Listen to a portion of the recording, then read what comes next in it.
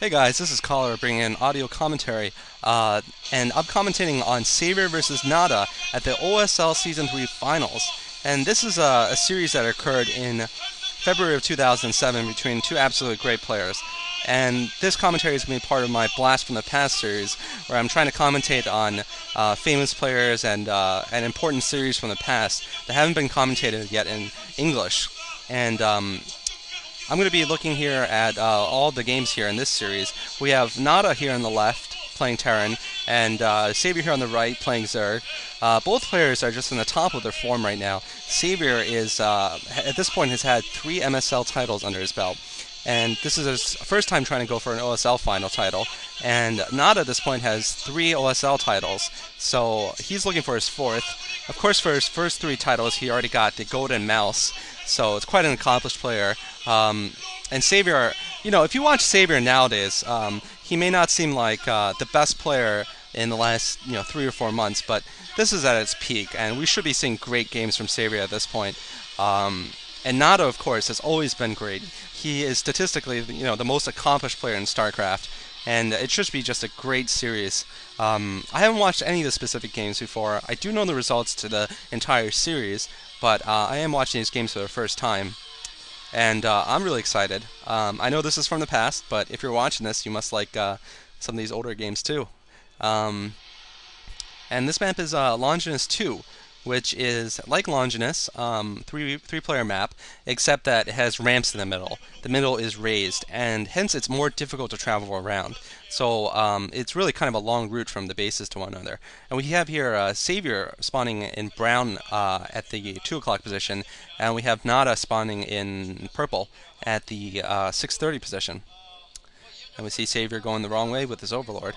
I'm not expecting either player to really cheese on this map. This map is very, like I said, very long. It's a lot. It's circuitous. It's very difficult to get from one base to another, and it's not a 2-player map. But you never know. If I had to say either player would go for a cheese, it might be Nada. And Nada's sending an SCV out. Let's see what he does. If he's just going to go for a wall-in, or if he's going to go for a proxy. Savior looks like he's going to be going for an Overlord, and Nada is just going for a supply depot. He's going to wall in here, so nothing too cheesy. I hope you guys liked my last series. It was Silver versus Savior. That was my first series I've ever done. And please let me know of any other games that you guys want to see, if you guys like my commentating. I'm thinking of doing some of the just great players in the past. Boxer, the Saviors, the Nadas, the July Zergs, the Reach, and even older players, all the way back to like 2002.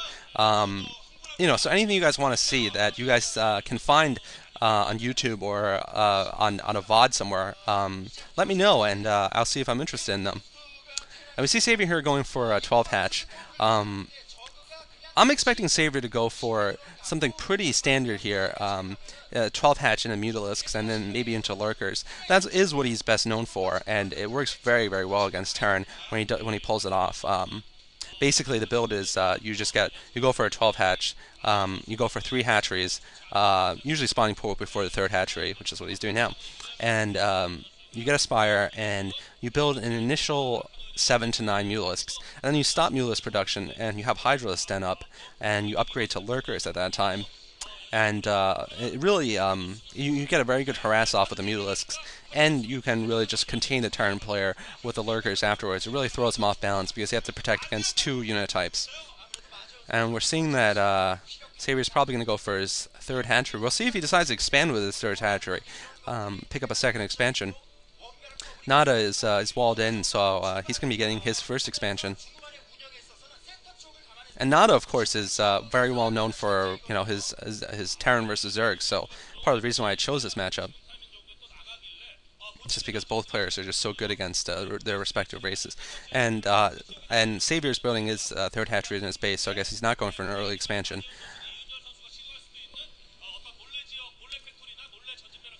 And please let me know if you guys have any problems with the video quality or the audio quality.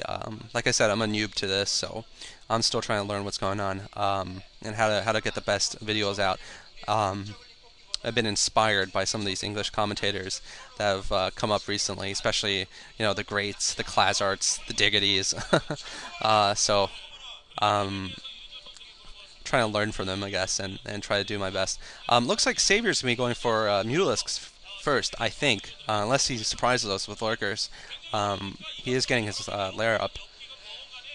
And we'll see if Nada decides to pressure Savior here. Savior doesn't have any defenses, and he only has about 2 Lings. So he's definitely going for a macro build here. And in this, you really should...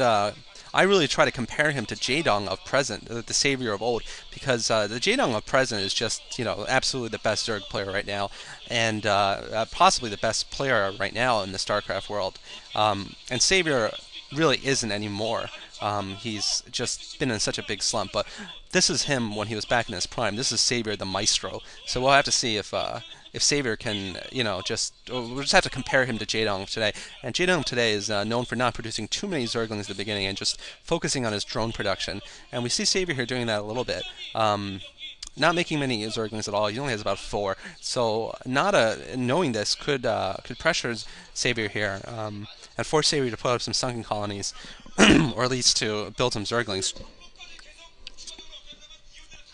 And Nada here getting his 3rd barracks up and an engineering bay.